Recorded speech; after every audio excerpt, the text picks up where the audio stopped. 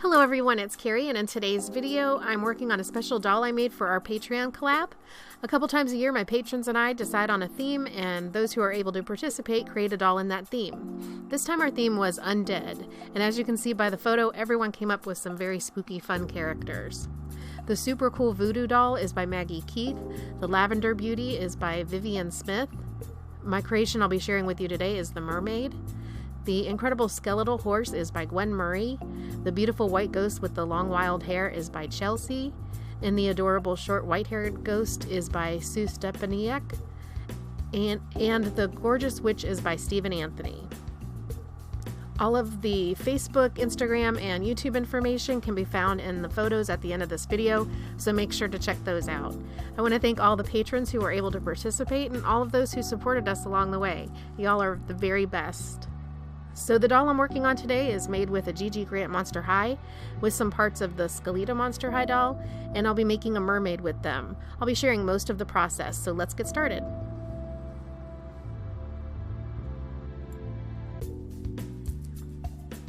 So to get started on the mermaid, I'm using this silicone mold and adding some liquid latex to create the tail. And there's a silicone mold to the right that I'm using to make some of the accessories in the tail, or the fin for the tail. If you're a supporter over on Patreon, I showed you in one of the previous game changers for one of the past couple of months. It's in the reward library. I showed you how I made that silicone mold. This is the latex that I'm using. It's like a Creature FX. I've only used this type before, so I really can't say whether it's better or worse than any other kind, but it worked pretty good. There were some bubbles, but that's because I had to spread it out. My silicone mold isn't super even, so it doesn't, it kind of pulls to the center, and I keep having to use this palette knife to kind of smooth it out.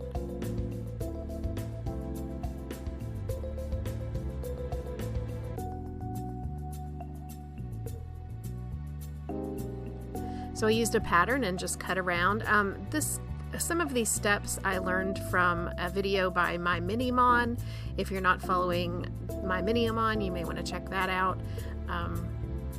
There's a tutorial that they posted showing how to do the fins using a pattern, and so I got that from them. So I just did several layers of latex on the pattern, and then adhered my latex from the mold onto that, and then I'm just kind of cutting it out with some pinking shears to create a better blend when I put the pieces together.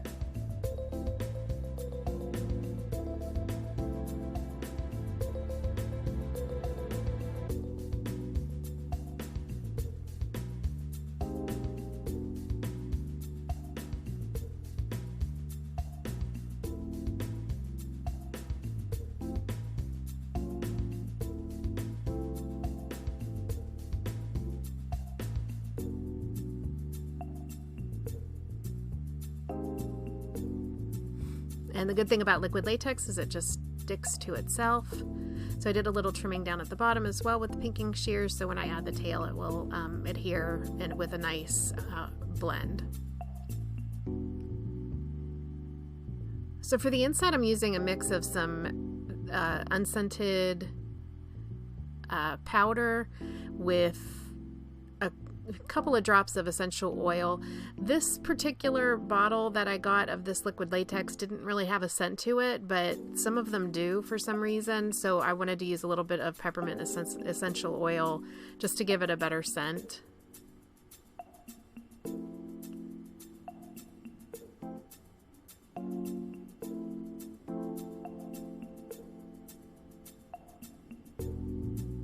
Adding the powder in there to have a little pocket for the feet to go, and then I'm going to attach the rest of the tail to the fin.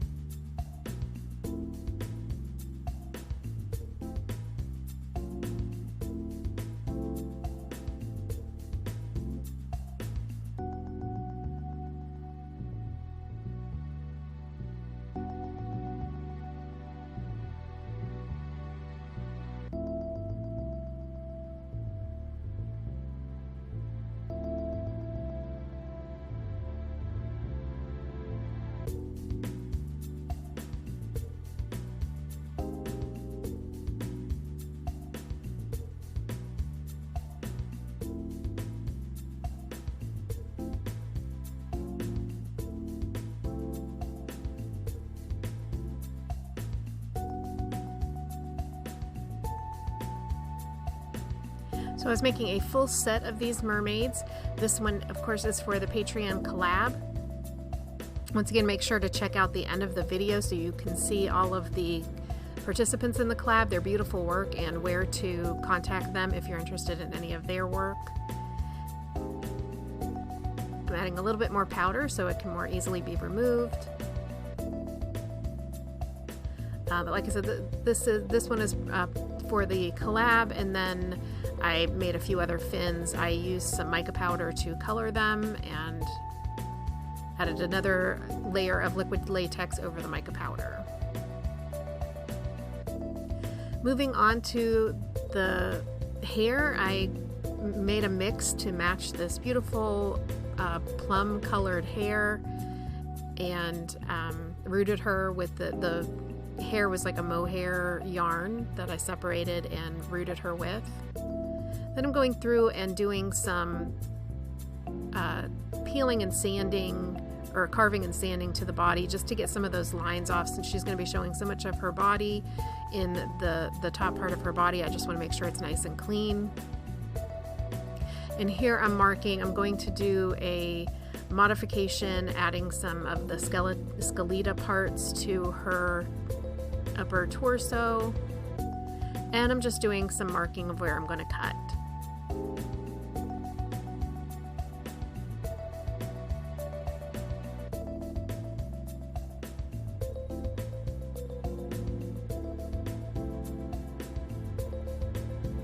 So I'm carefully using a Dremel.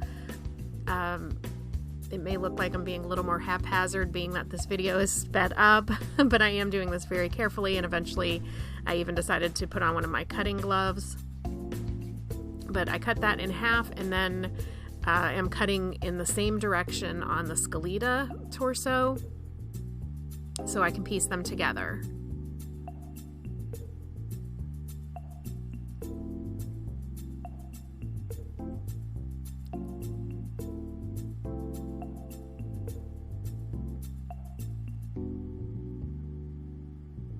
By the way, this doll will be available for purchase at the time this video is dropped.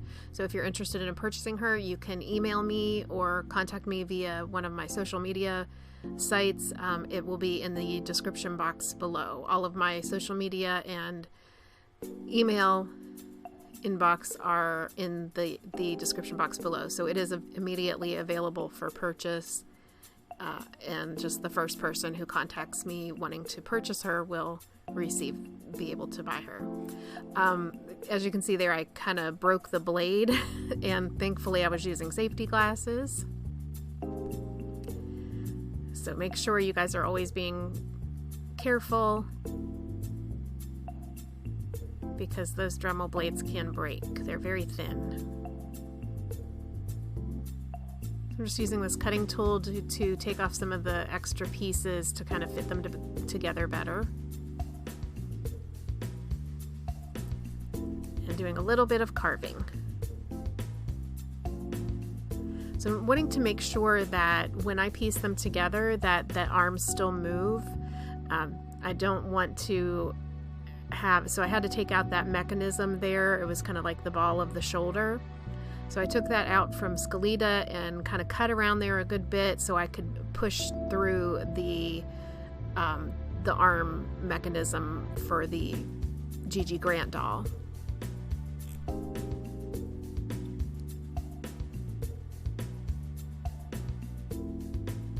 And just making sure that it's all kind of even, that the shoulder for the Skeleita side is just slightly smaller than the Gigi Grant side, because it would be the interior like skeleton, so it should be just slightly lower and smaller than the Gigi Grant side.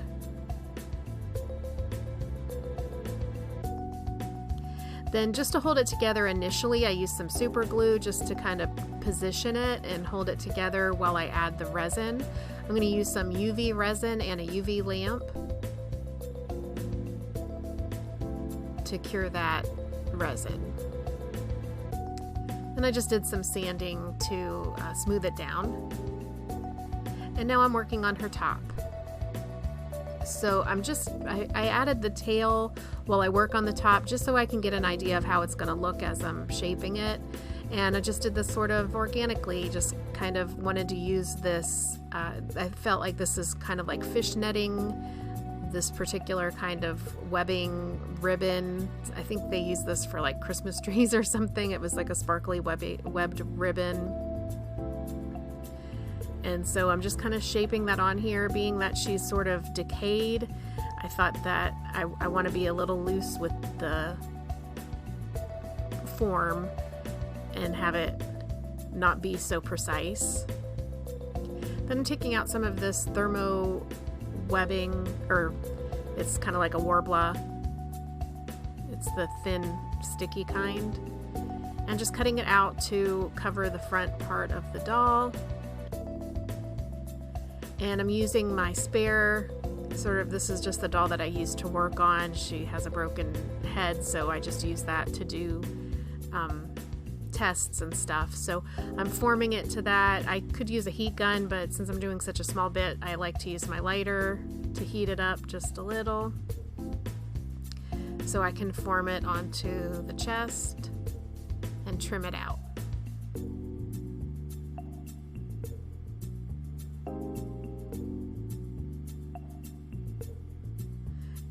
And it may not look like it here since this video is sped up, but I let that set and cool completely before I take it off the body, so it'll keep its form.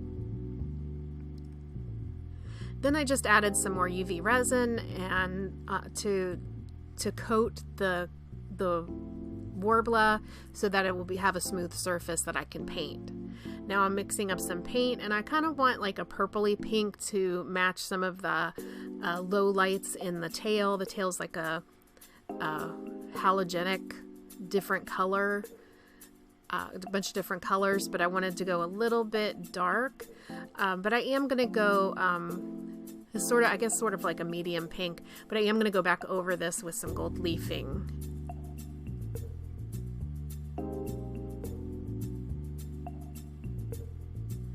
And I'm using this red FX. It's like I think dark red colored FX shimmer powder, and also gold.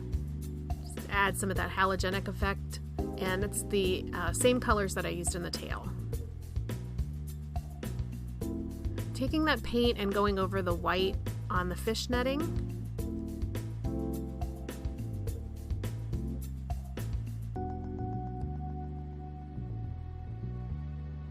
And using some of the mica powder there as well.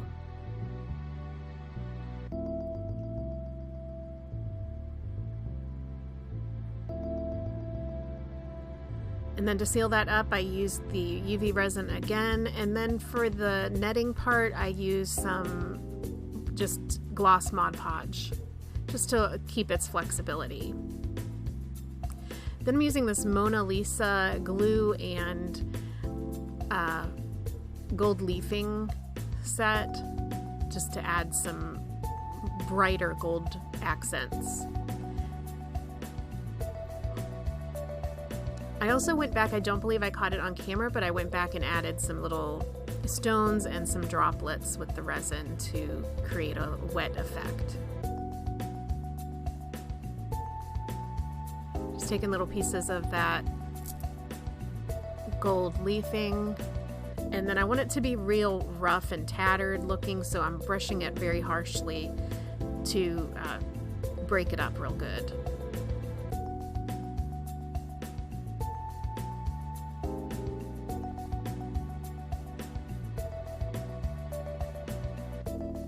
I didn't want it to be too bright and sparkly, so I really went at it with that brush. So for the face up, I'm coming in sort of right in the middle of it. The first part, if you're a supporter over on Patreon, this month's Game Changer is a Q&A session where I, in real time, answer your questions while I'm working on this first part of this base up in real time. So check that out in the reward library.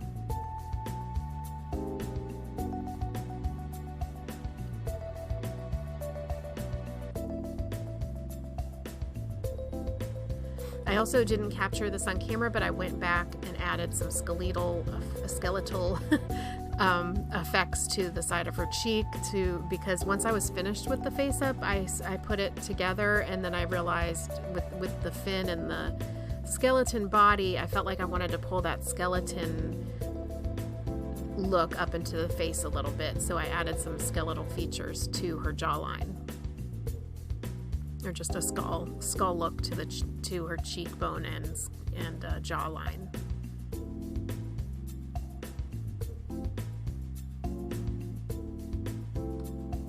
So I'm using pan pastel, and the supplies that I use are in the description box below.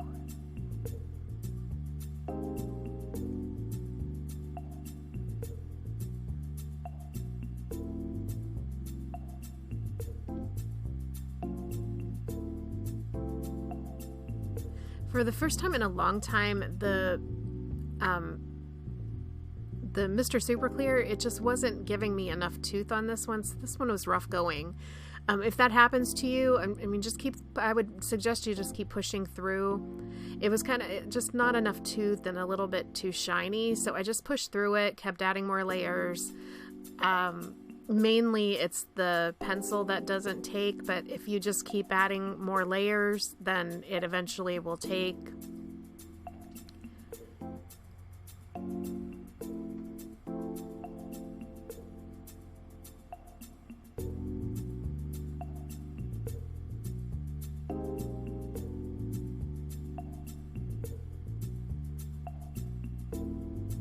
So I wanted her to have a little bit of a smoky eye, but more so on the bottom, just to give her a little sort of a gaunt look.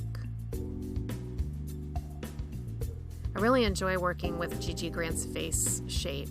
I did carve the bottom lip a little bit though to give her less of a pucker. I do that kind of often with my dolls. I kind of always do that now. I don't remember the last face up I've done where I didn't carve some of the lip down.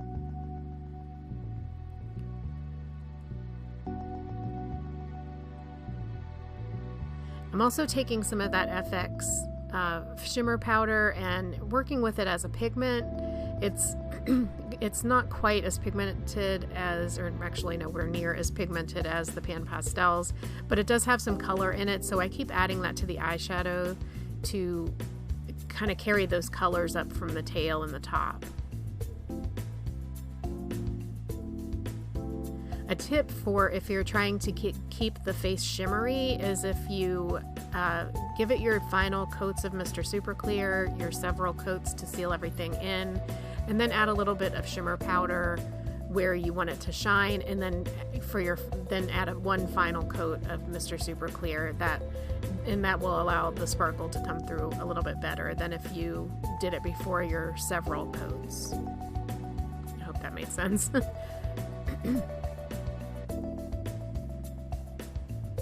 So I'm shaping the eyebrows with a sharpenable eraser. That particular eraser is an Arteza with a brush on the end. It's very, very soft, so it's nice and gentle when you're trying to erase, but you don't want to take off any layers of the MSC or your previous work.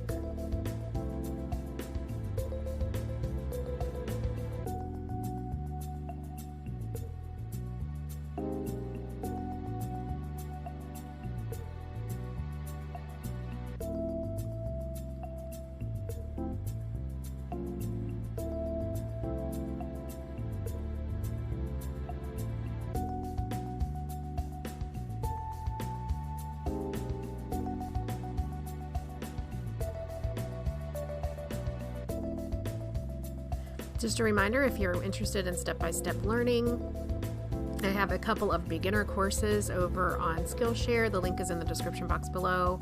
It's more step-by-step, broken up into 10-minute sessions, or short, easy-to-follow lessons, and that are less than a couple of minutes each, or a few minutes each lessons. I think they're like 10 minutes or less for each mini lesson. And so I have one for rerooting dolls and also for face-ups. And I'm finally getting back to recording for that. So I'm hoping before the end of the year or early in 2022, I'll have a new course up for like intermediate face-ups.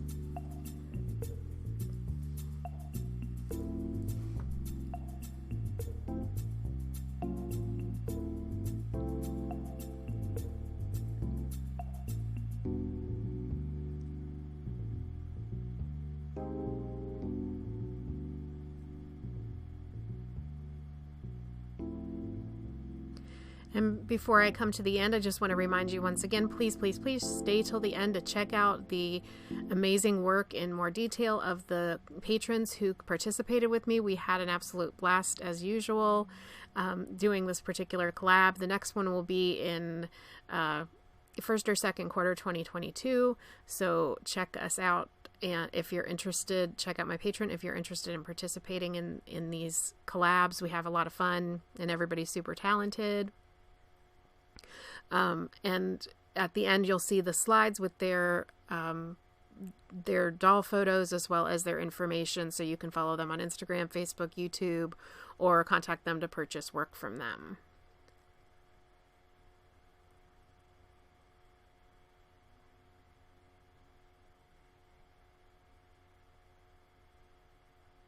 And I just want to thank my wonderful patrons for participating with me. We had a lot of fun, and your work is absolutely gorgeous. You guys did so good. I'm just so proud to show it and share it on here in my Instagram. So check out Instagram as well to see our group photo. So thank you so much for watching. I hope you enjoyed this video. If you did, I'd love it if you gave it a thumbs up. I hope you enjoyed the extra footage. Like I've said in previous videos, I'm going to try to share more based on your feedback as far as costume making and things like that. So thank you so much again for watching, and stay tuned for more videos. Have a great week and talk to you soon. Thanks. Bye.